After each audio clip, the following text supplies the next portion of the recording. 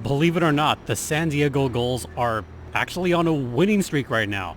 They blitzed through the Midwest, and now they come home to try to continue their winning ways. We'll talk about that on this edition of Locked On Anaheim Ducks. You're Locked On Ducks, your daily podcast on the Anaheim Ducks, part of the Locked On Podcast Network, your team every day.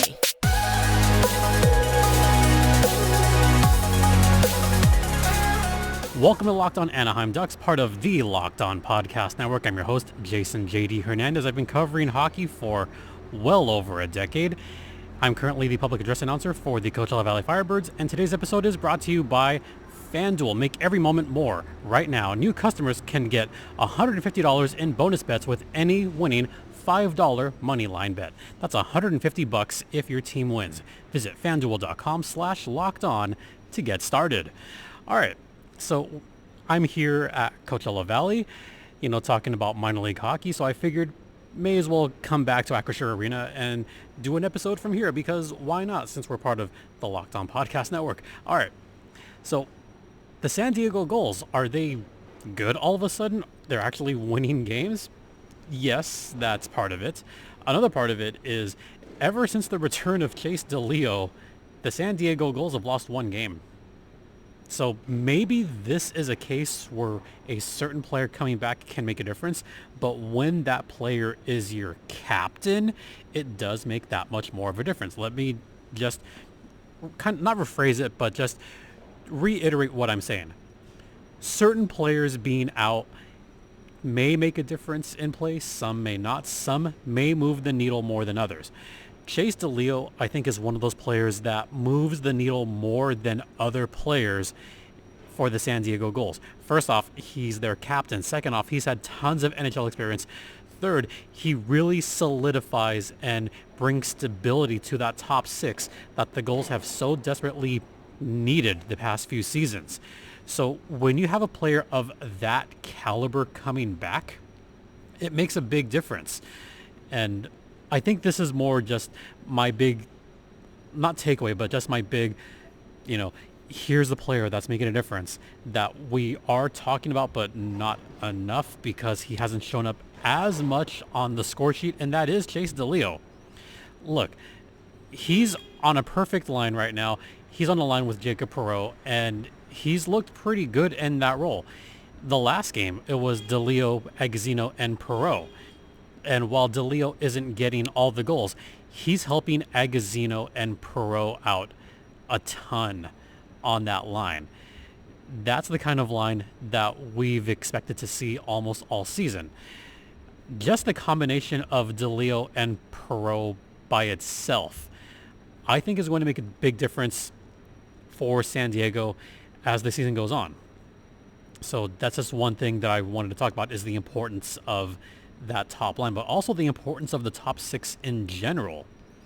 Nikita Nesterenko, who I've personally said that I think Nesterenko is the player that I would be most excited to see get called up. And the reason I chose Nesterenko over Olen Zellweger, who also has looked very good, is because Nesterenko is a little bit more polished and drives play just slightly better, very slightly, but he's more polished, doesn't make as many turnovers, not as unpredictable as Olen Zellweger. Look, Olen Zellweger is still a kid. He's still very good. But Nesterenko is the one that I've been very excited about. And I've loved watching his progression the last few months. So it's really just about solidifying that top six. Last two games have been the same top six. It's been Chase DeLeo, Andrew Aguzzino, Jacob Perreault, top line. Line two, Nikita Nesterenko, Glenn Gaudin, and Ben King. Ben King has earned that spot. He's earned that spot in the top six with his stellar play about 2 to 3 weeks ago, and it's lasted since that time. Now, there is something about having a hot player there, but when you have Ben King with Nesterenko, that's another combination that is strangely working really well for San Diego. Is it weird that I have Ben King on there, but then I look at Braden Tracy, who's moved down, Lapina down in the fourth line, Caulfield is down there. Yeah, it feels a little weird not seeing Braden Tracy on the line with Jacob Perreault. That was a consistent line the year before and the year before that. Now that they've been separated, maybe it works, maybe it doesn't. Maybe it also works with Chase DeLeo up there on the top line. So maybe that's partially why we saw Tracy and Perreault up together, is because Chase wasn't around. But now that the captain's back, now I think we're going to see that top six for the next few games until things change, because right now no one else in the top six is injured. So now for San Diego, it's a matter of consistency. Can they stick together without injury, without any bad plays, without any suspensions or whatnot? Consistency is going to be key for this team, and we'll see how they progress as the season goes on. All right, we're going to head to the first intermission. I am going to talk about the end of this road trip that they had at Rockford. Yeah, I'm talking about that for sure. We'll get to that on the other side. Now a word from FanDuel. That's right. As the weather gets colder, the NFL and the NHL stays hot on FanDuel. Right now, new customers can get $150 in bonus bets with any winning $5 moneyline bet. That's $150 if your team wins. If you've been thinking about joining FanDuel, well, what are you waiting for? There's no better time to get in on the action, because the app is super easy to use and a wide range of betting options, including spreads, player props, over, unders, futures, by the way, and so much more. So visit FanDuel.com/lockedon and kick off the season right. FanDuel is the official sports betting partner of the Locked On Podcast Network, and please gamble responsibly. Welcome back to Locked On Anaheim Ducks, part of the Locked On Podcast Network, or TLOPN. We are here live at Acrisure Arena talking some minor league hockey, and we're going to go to Rockford. Yeah, we're going to Rockford because the Gulls are actually on a winning streak. As I've mentioned, they finished the road trip, believe it or not, winning 4 of 5 games. Now, the games in Chicago, I expected the Gulls to win both those games. Milwaukee, that would be a tough game. Rockford, not only winning both games in Rockford, but I think what surprised me the most was how they dominated in Rockford. To put it mildly, they kicked the crap out of them. They kicked the crap out of the Rockford IceHogs, and that I did not see coming. Before these two games, Rockford was about even in terms of goal differential, and San Diego just wiped that right out. Milwaukee, also a very good team, right up there, number 2 in the standings in the division. They looked mortal. And San Diego, you ready for this? San Diego is not in last place. That's so weird of me to say, that the San Diego Gulls are not in last place anymore. What's going on there? How did San Diego go from last to not last? Well, with the games in Rockford, they were ready. Now, that first game, they did go 11-7.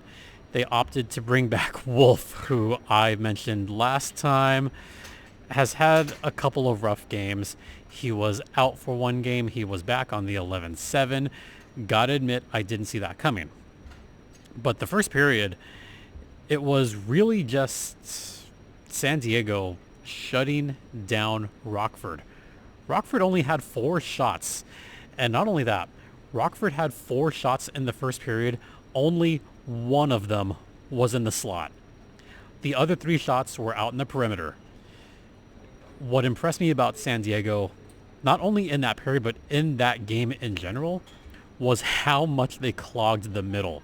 Because through 2 periods, they only had 2 shots in the slot. Yeah, that was it. Third period, not much better for Rockford. They just could not get in the zone pretty much all game. And I think that was the big difference. Shots on goal, 31-21 in favor of San Diego. Andrew Agozzino scored 2 in the first period. Thank you, Chase DeLeo. Thank you, Jacob Perreault, for that. And also, the power play is looking better lately. Ooh, yeah. Power play's looking better. Now, I did not like the Nick Wolf penalty in the second period. That one wasn't good. The Gulls are still taking a lot of penalties, but the PK's looking better. 0 for 5 was the Rockford IceHogs, and I think the power plays were the only time where Rockford managed to get some decent shots on net. So I give credit to Thomas Suchanek, who got a shutout, by the way, 21 save shutout, but also got to give credit to the defense on this one. I liked pretty much everyone defensively. Trevor Carrick did great. I'm saving one for last. Hellison had a good game defensively. Colton White, I don't think we give enough credit to. Olin Zellweger. Zellweger had an interesting game because he looked good throughout the game. The reason I laugh about Olin Zellweger is because late in the game, San Diego had a massive lead. They were up, 2-0 after one period, 5-0 after two periods. Jacob Perreault, Nathan Gaucher, and Judd Caulfield each scored for San Diego. By the way, Chase DeLeo, 3 points, 3 assists, but still 3 points. As I mentioned, he's not getting the goals, but he is serving a very important purpose, getting those apples, and getting 2 primary apples, by the way. So, yeah, I love him. I love Chase DeLeo on the team. Third period. Right away, Braden Tracy scored, and then Ben King scored on the power play. So it's 7-0 with about 13 minutes left in the game. So this is where it got fun and kind of stupid. Matt McIlvaine, I think, was having fun there. So because it was an 11-7 game, there was one line that was incomplete. So the last 10 minutes of the game, Olin Zellweger moved up to that forward position on that last line. And as I'm watching this, I'm kind of laughing a little bit, because when I realized what was going on, I'm like, wait, what? Like what's happening? Olin Zellweger playing forward? We've seen this before in San Diego. Remember when Hunter Drew was a former defenseman? They moved Hunter Drew up to forward during the bubble season, and he's like a permanent forward now. I'm not saying that's going to happen. I don't think it's going to happen for Zellweger.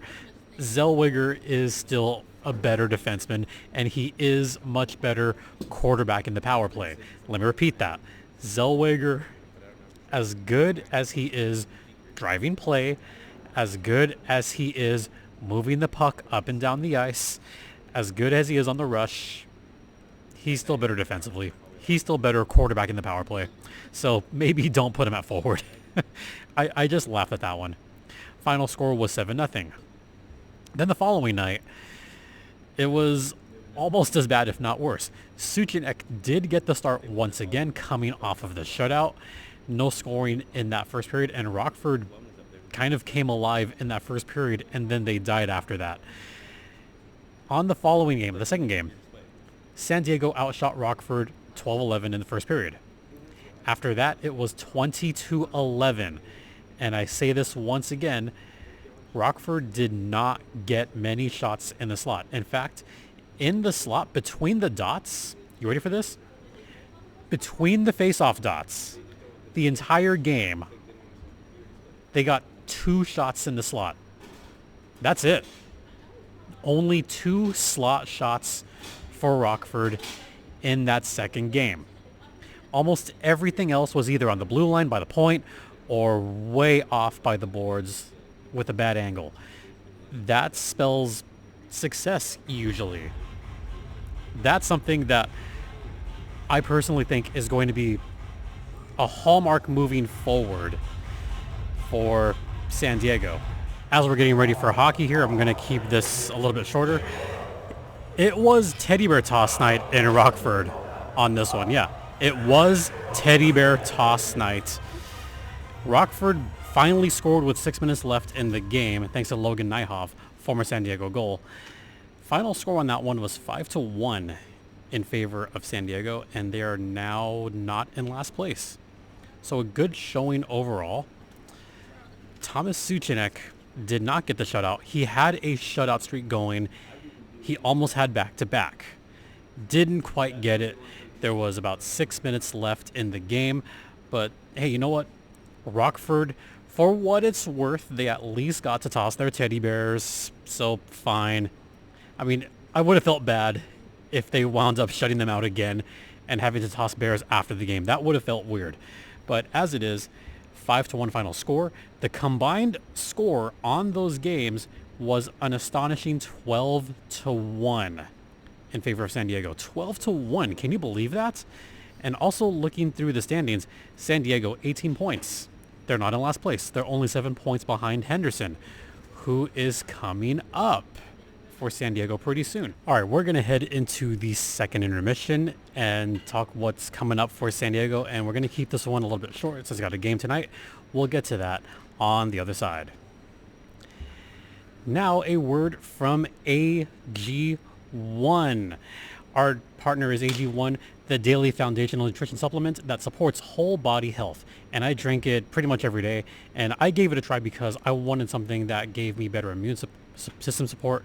I hate taking pills, and for purposes of running the marathon, it helped me tremendously. It helped me a lot to get through that New York Marathon last year. So, if you want to try it for yourself, if a comprehensive solution is what you need from your supplement routine, then try AG1 and get a free 1-year supply of vitamin D and 5 free travel packs with your first purchase. Go to drinkag1.com/NHL Network. That's drinkag1.com/NHL Network. Check it out. Welcome back. Once again, you're locked in with Jason JD Hernandez, and we're going to talk about what's coming up. Well, first, we're going to talk about what's coming up for the team, and then we'll look around the division. So, for the Gulls, they have finally ended the road trip. They're playing at home starting this Saturday against the Henderson Silver Knights, a team they are chasing in the standings. Then they've got a few days off. Then Rockford comes to town. I think Rockford is looking for some revenge after getting blown out 12-1 in 2 games. Those games take place Wednesday, December 20th and Friday, December 22nd. Then they finish off before the holiday break with a game against the Tucson Roadrunners. That's Saturday, December 23rd. All of those games are in Pechanga Arena in San Diego before coming here to Coachella Valley to take on the Firebirds. That's right after Christmas. So looking around the division right now, and I tend to do this a lot, I tend to look around the division in general to see what's going on. And there's been some interesting games as of recent. Calgary still looking pretty good. They're well in first place with 34 points.